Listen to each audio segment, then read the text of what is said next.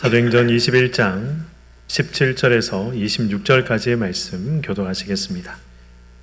예루살렘에 이르니 형제들이 우리를 기꺼이 영접하거늘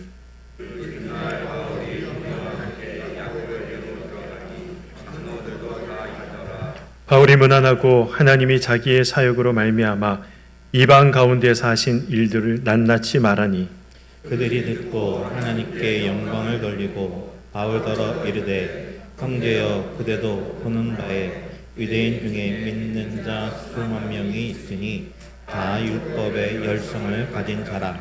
내가 이방에 있는 모든 유대인을 가르치되 모세를 배반하고 아들들에게 할례를 행하지 말고 또 관습을 지키지 말라 한다 함을 그들이 들었도다. 그러면 어찌할꼬 그들이 필연 그대가 온 것을 들으리니 우리가 말하는 이대로 하라. 서원한 네 사람이 우리에게 있으니 그들을 데리고 함께 결례를 행하고 그들을 위하여 비용을 내어 머리를 깎게 하라. 그러면 모든 사람이 그대에 대하여 들은 것이 사실이 아니고 그대도 율법을 지켜 행하는 줄로 알 것이라. 주를 믿는 이방인에게는 우리가 우상의 제물과 피에 목매어 죽인 것과 음행을 피할 것을 결의하고 편지하였느니라 하니 바울이 이 사람을 데리고 이튿날 그들과 함께 결례를 행하고 성전에 들어가서 각 사람을 위하여 제사 드릴 때까지의 결례 기간이 만기된 것을 신고하니라. 아멘. 오래전 한 자동차 회사에서 이런 문구로 광고 카피를 이제 광고 시간에 내보낸 적이 있습니다. 작은 차이가 모이면 큰 차이를 만듭니다. 제가 그 광고를 보면서 짧은 순간이었지만 그 문구가 저에게는 굉장히 강렬하게 남았습니다. 그때부터 이 말, 작은 차이가 모이면 큰 차이를 만듭니다. 이 말은 제 인생의 중요한 신조 중에 하나가 되었습니다. 그래서 일을 하더라도 이 어떤 문서를 만들더라도 심지어 원고를 작성할 때, 설교 원고를 작성할 때에도 이 말에 제가 영향을 받고 있습니다. 제 원고를 보시면 보신 분들이 아마 아무도 안 계실 것 같은데 저희 교육자들은 종종 제 원고를 봅니다. 제 원고를 보면 웃어야 할 포인트에 제가 이 갈매기 표시까지 넣어둡니다. 아시죠? 이거 웃음 표시. 네. 그 갈매기 표시까지 넣어둘 정도로 굉장히 작은 부분까지 신경을 써서 원고를 준비를 합니다. 그리고 사역을 하면서도 그러한 이 습관이 이제 되어 있고 영향을 받아서 사역을 함에 있어서도 이 작은 것도 이 쉽게 우습게 넘기지 말자. 이런 이제 마음이 있기 때문에 저와 함께 동역하는 우리 교육자들이 사실 굉장히 많이 피곤합니다. 네, 그래서 우리 교육자들 많이 피곤할 것 같은데 그러나 또 그렇게 사역하는 것이 맞지 않나 싶은 생각을 해봅니다. 르네상스 시대의 거장이라고 불리는 사람이 있죠. 미켈란젤로. 아마 다들 잘 아시리라 생각을 합니다. 근데 이 미켈란젤로도 비슷한 말을 했더라고요. 작은 일이 완벽함을 만든다. 그리고 완벽함은 결코 작은 것이 아니다. 이런 말을 했습니다. 작은 일, 사소한 일, 이런 것들을 미켈란젤로가 사소하게 여기지 않았기 때문에, 결코 작은 것으로 여기지 않았기 때문에 그가 남긴 작품들이 어떻습니까? 우리가 잘 알고 있는 천지창조라든가 최후의 심판이라든가 다비드상, 이런 것들을 보면 정말 이 세세함이 이 극치를 이루는 그런 작품들을 남기지 않았습니까? 그래서 사람들이 그의 이 작품을 보면서 어떻게 이런 작은 부분까지 신경 써서 만들 수 있는가 라고 생각하면서 감탄을 금하지 못합니다. 오늘 본문은 사소하다라고 생각할 수 있는, 결코 중요하지 않다라고 생각할 수 있는 그 작은 일을 바울이 어떻게 대했는가라는 것을 우리에게 말씀하고 있습니다. 오늘 우리에게 주신 이 말씀을 우리의 생각과 우리의 마음과 우리의 삶에 새겨서 정말 하나님 앞에 더 성숙한 신앙의 자리로 나아갈 수 있는 그런 기회가 되시기를 주님의 이름으로 간절히 소망합니다. 바울은 드디어 예루살렘에 도착했습니다. 이 3차 전도여행을 마치고 예루살렘으로 돌아오기 위해서 참 많은 도시들을 그가 돌고 돌아서 이제 예루살렘에 도착을 하게 된 것이죠. 예루살렘에 도착하고 그 이튿날 바로 바울이 어디를 향해 갑니까? 바울은 예루살렘 교회를 향해 갔습니다. 그리고 거기에서 누구를 만나게 됩니까? 야고보와 장로들을 만나게 되는 것이죠. 그리고 그들을 만나서 지금까지 그의 사역에 있었던 일들을 이야기를 합니다. 오늘 본문 19절의 표현대로 이야기를 하자면 하나님께서 하신 일들을 그가 야고보에게 장로들에게 보고를 했던 것이죠. 바울의 보고를 들은 이 야고보와 장로들은 그래서 어떻게 합니까? 하나님께 영광을 돌렸다라고 오늘 본문은 기록을 하고 있습니다. 그들이 하나님께 영광을 돌린 이유가 무엇입니까? 가장 첫 번째 우리가 생각할 수 있는 이유는 이 이방인들이 하나님을 모르고 예수 그리스도를 모르는 이방인들이 하나님을 믿고 예수 그리스도를 믿어 하나님의 자녀가 되었다라는 그 사실, 그 보고를 듣고 하나님 앞에 영광을 드린 것이죠. 그리고 또 다른 이유가 있습니다. 바울이 이 예루살렘 교회에 오면서 빈손으로 오지 않았죠. 바울이 이 예루살렘 교회에 왔을 때, 예루살렘에 도착했을 때 이 팔레스타인 지역은 굉장히 극심한 가뭄에 시달리고 있었습니다. 극심한 가뭄에 시달렸다라는 이 말은 이 예루살렘 안에 있는 이 유대인들, 예루살렘 교회의 교인들 역시 그 가뭄 때문에 어려움이 있었고 고통을 받고 있었다라는 것이죠. 이러한 사실들이 이방의 교회에 전해졌습니다. 그리고 이 이방의 교회, 이 이방인들이 어떻게 합니까? 우리가 예루살렘에 있는 형제들을 돕자라고 이야기하면서 구제헌금을 그들이 모으기 시작했던 것이죠. 바울은 바로 그 구제헌금을 가지고 예루살렘 교회에 왔던 것입니다. 이 돈을 들고 왔기 때문에 그래서 이 야고보와 장로들이 하나님 앞에 영광을 올려드린 것입니까? 그렇지 않습니다. 돈을 가지고 온 것이 중요해서가 아니라 그것 때문에 하나님 앞에 영광 돌린 것이 아니라 지금 이방인들의 교회이지 않습니까?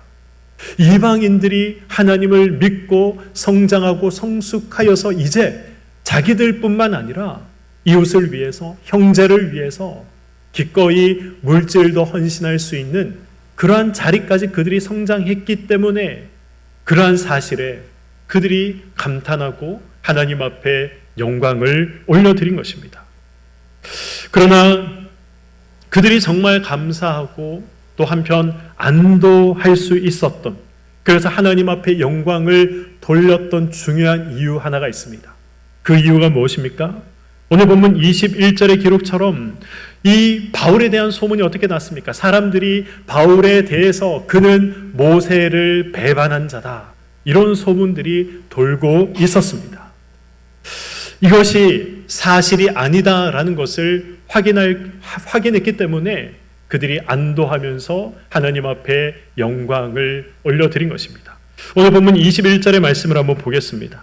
내가 이방에 있는 모든 유대인들을 가르치되, 무엇을 가르쳤다고 합니까? 모세를 배반하고 아들들에게 할례를 행하지 말고 또 관습을 지키지 말라, 이런 이야기들을 들었다라는 것이죠.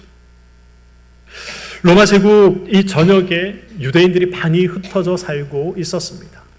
그리고 그 흩어져 살고 있던 유대인들 중에는 바울에 대해서 좋지 않은 감정을 가지고 있었던 사람들이 굉장히 많이 있었습니다. 우리가 이 바울의 1차, 2차, 3차 선교 여행을 살펴보면서 이 곳곳에 흩어져 있는 유대인들이 바울에 대해서 좋지 않은 감정을 가지고 있었다라는 그런 사실들을 얼마나 많이 확인을 했습니까? 바울이 진리의 말씀을 전함에도 불구하고 이 바울의 말을 왜곡하고 곡해해서 이 사람들에게 거짓된 소문을 이들이 퍼뜨렸던 것이죠. 그 거짓된 소문이 무엇입니까? 바울은 할례가 더 이상 필요 없다라고 주장하는 자이다. 바울은 이 율법, 오늘 21절에 보시면 관습이라고 되어 있는데 이 관습이라는 말의 원어적인 의미는 율법입니다. 이 율법, 모세의 율법, 하나님이 우리에게 주신 이 율법이 더 이상 필요 없다라고 말하는 자이다. 이런 이 거짓 소문을 퍼뜨렸고 이 거짓 소문 때문에 바울이 모세를 배반했다라는 이야기들이 돌고 돌았던 것입니다. 사랑하는 성도 여러분, 바울이 정말 그렇게 이야기를 했습니까? 바울이 더 이상 율법은 필요 없다, 더 이상 할례는 필요 없다, 이런 이야기들을 했습니까? 바울은 로마서 2장 25절에서 29절을 보시면 할례당을 비판하는 그런 내용들을 기록을 하고 있습니다. 내용이 무엇입니까? 이 할례는 육체에 받는 할례가 중요한 것이 아니라 마음의 할례를 받아야 된다라고 이야기를 합니다. 이 말은 육신의 할례를 받지 말라라는 말이 아닙니다. 육신의 할례를 받았다면 이 마음의 할례도 받아야 한다는 것이죠. 사도행전 16장을 보시면 바울은 이 유대인 어머니와 헬라인 아버지 사이에서 태어난 디모데에게 바울이 할례를 행하는 장면이 기록이 되어 있습니다. 고린도전서 7장 18절에서 19절에 바울은 이렇게 말씀합니다. 할례자로서 부르심을 받은 자가 있느냐? 무할례자가 되지 말며 무할례자로 부르심을 받은 자가 있느냐? 할례를 받지 말라. 할례 받는 것도 아무것도 아니요 할례 받지 아니하는 것도 아무것도 아니로되 오직 하나님의 계명을 지킬 따름이니라. 아멘. 지금 이 고린도전서의 말씀, 바울의 이 말씀은 어떤 의미입니까? 우리가 예수께 부름을 받았을 때 그때 이미 할례를 받았다면 할례 받은 표시를 없애려고 하지 말아라. 예수의 부름을 받았을 때 그때 할례를 받지 않았다면 그렇다면 굳이 할례를 받기 위해서 애쓸 필요도 없다라고 말하고 있는 것이죠.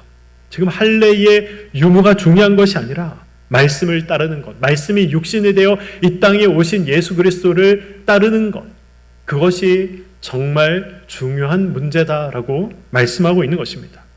그러나 이 유대인들은 이 말씀을 율법을 지키지 말아야 한다, 율법을 지켜서는 안 된다, 이런 말들로 오해하고 곡해하고 왜곡해서 거짓된 잘못된 내용들을 퍼뜨렸던 것입니다.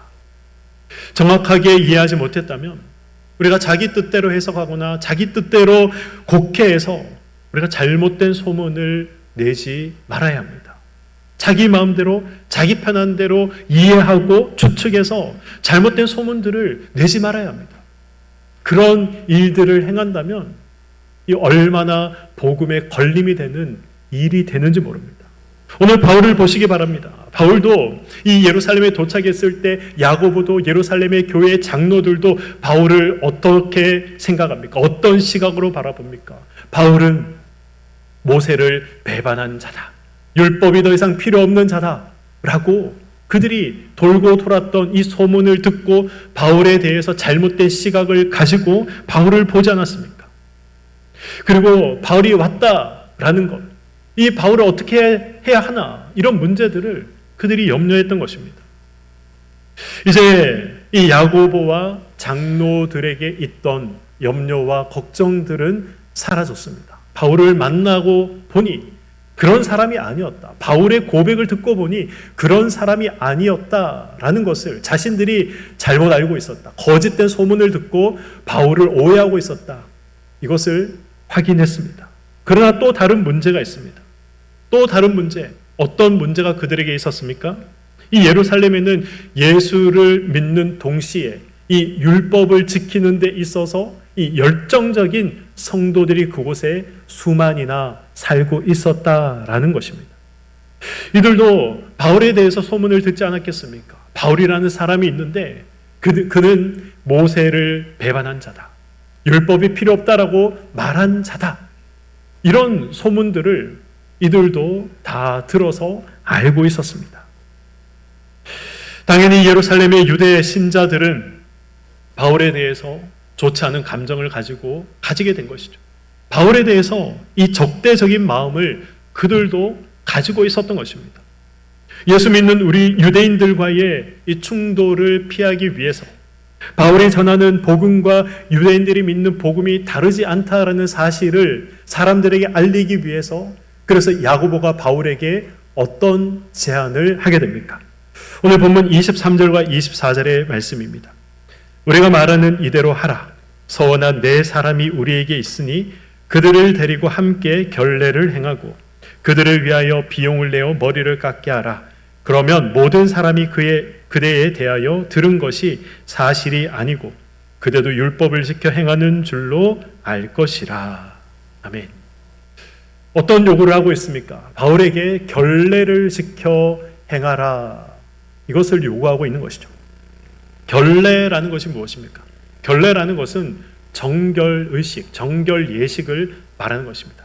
민수기 6장을 보시면 이제 나실인의 규례가 있죠. 하나님 앞에 일정 기간 동안 서원을 하고 이 나실인의 규례를 지킨 후에 어떻게 하라라는 것을 기록을 하고 있습니다. 하나님 앞에 서원한 그 기간이 끝나면 이제 성전에 들어가서 7일 동안 그곳에서 이 결례 의식을 행하고 그리고 마지막 8일째가 되면 이 자신의 머리를 깎도록 성경은 말씀을 하고 있습니다. 바울 당시에도 이 유대인들은 민수기 6장에 기록되어 있는 이 결례 행위를 그대로 적용해서 따라 살아가고 있었습니다. 뿐만 아니라 그들이 부정하게 여기는 이방인들과 접촉을 한다거나 그들이 부정하게 여기는 이방인들이 살고 있는 그러한 이 나라를 갔다가 돌아오게 되면 동일한 이 결례 예식을 행하도록 했습니다.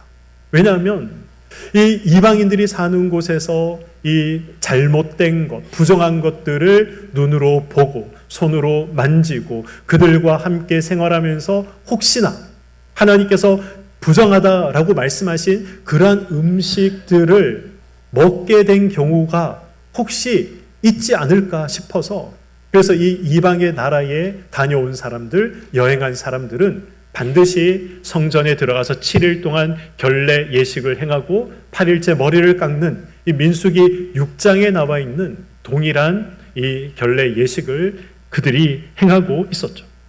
바울은 어떻습니까? 그는 이미 이방 사람들, 이방인들과 함께 어울렸고 이방의 나라를 이 전도를 위해서 여행을 하다가 돌아왔기 때문에 바울 역시 결례 예식을 행해야 할 이 대상으로 그들이 봤던 것입니다. 이 예루살렘 교회는 마침 나실인 서약 기간, 하나님과 이 서약한 이 기간이 끝난 사람들이 4사람이 있었습니다. 야고보와 장로들은 바울이 이들과 함께 결례를 행하는 것뿐만 아니라 이들이 7일 동안 결례를 행하고 8일째 머리를 깎을 때 그 머리 깎는 비용까지 바울이 내라라고 요구를 했던 것이죠. 왜 이런 요구를 했을까요? 왜 이런 요구를 합니까? 봐라. 바울은 이 율법을 무시하는 사람이 아니다. 바울도 율법을 지키는 사람이다. 바울이 얼마나 이 율법을 중요하게 생각하면 지금 자신의 결례 비용뿐만 아니라 타인의 결례 비용까지도 자신이 낸다고 하지 않느냐. 그러니 우리가 알고 있고 우리가 지금까지 들어왔던 바울에 대한 이 소문은 거짓된 소문이요 잘못된 소문이다라는 것을 사람들에게 알도록 하기 위해서 바울에게 결례를 행하게 하고 그리고 바울이 이 결례의 모든 비용들, 타인의 비용까지도 바울에게 내도록 했던 것입니다. 우리는 이 바울이 결례를 행한 이 사건을 어떻게 본다면 좀 의아하게 볼 수가 있습니다. 그렇지 않습니까? 사실 이 바울이 어떤 이야기들을 했습니까? 나의 달려갈 길과 주 예수께 받은 사명 곧 은혜의 복음을 증거하는 일을 마치려 하면은 나의 생명도 조금도 아끼지 아니하겠다. 이것이 바울의 고백이었습니다. 마음의 결단이었습니다. 그런데 지금 어떻게 본다면 사람들에게 오해받는 것이 두려워서 그래서 이 결례를 행하는 것처럼 우리 눈에 보여질 수도 있는 것이죠. 결례란 예수 그리스도를 구세주로 믿는 모든 사람들에게 더 이상 적용되지 않는 율법의 내용입니다. 예수 그리스도를 믿으면 완전한 의인이 되는 것이죠. 하나님께서 너는 의인이다 라고 한번 선언해 주시면 그 선언은 영원한 선언이 되는 것입니다. 예수 그리스도를 믿어 우리가 한번 용서를 받으면 과거의 죄, 현재의 죄, 심지어 미래에 짓게 될 모든 죄까지 하나님께서 단번에 용서를 해 주시는 것입니다. 더 이상 소나 양을 잡아서 제사 드릴 필요가 없습니다. 더 이상 민수기 6장에 나와 있는 그런 결례의 예식을 행할 필요가 없는 것입니다. 이 사실을 바울은 누구보다도 잘 알고 있었습니다. 그것이 하나님의 마음에 합한 것이다라는 사실을 누구보다도 잘 알고 있었습니다. 그래서 이 결례를 행하는 것은 더 이상 의미 있는 율법의 내용이 아니고, 결례를 행하는 것은 이제 더 이상 중요하지 않은 아주 사소한 내용이 된 것입니다. 그러나 바울은 이 사소한 행동, 더 이상 중요하지 않은 이 행동을 어떻게 합니까? 수용을 하게 되죠. 바울이 결례를 수용한 이유가 무엇일까요? 사람들의 눈치를 봐서 수용한 것이 아니라면, 그렇다면 어떤 이유에서 이 결례를 수용했을까요? 고린도전서 9장 19절과 23절의 말씀을 한번 보도록 하겠습니다. 이 말씀 가운데 반복되는 단어가 있는데, 표현이 있는데 어떤 표현인지 한번 찾아보시기 바랍니다. 내가 모든 사람에게서 자유로우나 스스로 모든 사람에게 종이 된 것은 더 많은 사람을 얻고자 함이라. 유대인들에게 내가 유대인과 같이 된 것은 유대인들을 얻고자 함이요, 율법 아래에 있는 자들에게는 내가 율법 아래에 있지 아니하나 율법 아래에 있는 자같이 된 것은 율법 아래에 있는 자들을 얻고자 함이요, 율법 없는 자에게는 내가 하나님께는 율법 없는 자가 아니요 도리어 그리스도의 율법 아래에 있는 자이나 율법 없는 자와 같이 된 것은 율법 없는 자들을 얻고자 함이라. 약한 자들에게 내가 약한 자와 같이 된 것은 약한 자들을 얻고자 함이요, 내가 여러 사람에게 여러 모습이 된 것은 아무쪼록 몇 사람이라도 구원하고자 함이니 내가 복음을 위하여 모든 것을 행함은 복음에 참여하고자 함이라. 아멘. 지금 바울이 계속해서 반복하고 있는 말씀이 무엇입니까? 사람을 얻고자 함이다 라는 말입니다. 사람을 얻고자 함이다. 이 말씀이 어떤 뜻입니까? 영혼을 구원해내고자 함이다 라는 것입니다. 내가 사람을 얻기 위해서, 영혼을 구원하기 위해서 때로는 율법 있는 자같이 나는 살아간다. 때로는 율법 없는 자같이 살아간다. 때로는 약한 자와 같이 살아간다. 그렇게 살아가는 이유는 영혼을 구원하기 위함이다 라고 말씀하고 있는 것이죠. 하나님께 바울이 받은 사명이 무엇입니까? 하나님께 바울이 받은 사명은 모든 사람들을 예수 그리스도 앞에 굴복시키는 것입니다. 나는 죄인입니다. 주님이 나의 구세주입니다. 이 고백을 하도록 만드는 자리에 이 사람들이 가도록 만드는 것이 바울이 받은 사명이었습니다. 하나님을 아는 자리로 인도하는 것, 그것이 바울이 받은 사명이었습니다. 사람을 얻는 것, 영혼을 얻는 것, 그것이 바울이 받은 사명이었습니다. 그것을 위해서 지금 바울이 어떻게 했다라고 말하고 있습니까? 사소한 일들이 이 귀한 일을 방해하지 않도록, 사소한 일들이 이 귀한, 무엇보다도 영혼 구원을 위한 이 귀한 일에 걸림이 되지 않도록 했다라는 것입니다. 그래서 바울은 결례를 행했습니다. 유대인들을 얻기 위해서, 율법 아래에 여전히 매어 살아가는 그들을 위해서, 제대로 된 진리 앞에 나아갈 수 있도록 하기 위해서 이 율법의 완성으로 오신 예수 그리스도, 더 이상 의미가 없고 더 이상 이 중요하지 않지만 이 결례를 행함으로써 그들이 이 율법의 완성으로 오신 예수 그리스도 앞에 나아갈 수 있도록 하기 위해, 자신이 걸림이 되지 않기 위해서 그는 결례를 행한 것입니다. 신앙이 성장하고 성숙한 것, 나에게 예수 그리스도의 향기가 퍼져나가는 것은 예배를 얼마나 많이 드리는가, 우리가 얼마나 기도를 오래 하는가, 얼마나 헌금을 많이 하는가, 얼마나 봉사를 많이 하는가, 이것이 전부가 아닙니다. 물론 우리가 예배를 드리는 것, 전도하는 것, 봉사하는 것, 이런 모든 것들은 하나님을 향한 중요한 신앙의 내용이 되어야 합니다. 우리에게 반드시 있어야 하는 중요한 신앙의 모습이 되어야 합니다. 그러나 이것이 우리 신앙의 전부는 아니라는 것입니다. 신앙의 실력은 어디에서 쌓여가는 것입니까? 신앙의 실력은, 우리 신앙은 사소한 것에서 쌓여간다는 사실을 잊지 마시기 바랍니다. 감정을 쌓아두는 것이 아니라 용서하고 그리고 화해할 때 신앙의 실력이 쌓이는 것입니다. 사소한 싸움에서 승리할 때 신앙의 실력이 쌓이는 것이죠. 스쳐 지나가는 듯한 이 한마디를 통해 아무 의미 없는 가벼운 행동 하나를 통해서 그 사람의 실력을, 신앙의 실력을, 신앙의 수준을 알 수가 있는 것입니다. 사소한 것들이 쌓여서 신앙의 실력이 된다. 이 말씀을 기억하시기 바랍니다. 그렇게 쌓인 신앙의 수준과 실력은 또 어떻습니까? 다시 사소한 말로, 사소한 행동으로 드러나게 되는 것이죠. 그 사소한 말과 행동이 때로는 사람을 시험에 빠뜨리기도 하고 시험에 빠진 자를 건져내기도 하는 것입니다. 그 사소한 말과 사소한 행동 하나가 사람을 상처 입히기도 하고 상처받은 사람을 치유해 내기도 하는 것입니다. 예수님은 우리에게 말씀하십니다. 마태복음 5장 16절의 말씀입니다. 이같이 너희 빛이 사람 앞에 비치게 하여 그들로 너희 무엇을 보여주라고 말씀하고 있습니까? 너희 착한 행실을 보고 하늘에 계신 너희 아버지께 영광을 돌리게 하라. 예수님의 말씀입니다.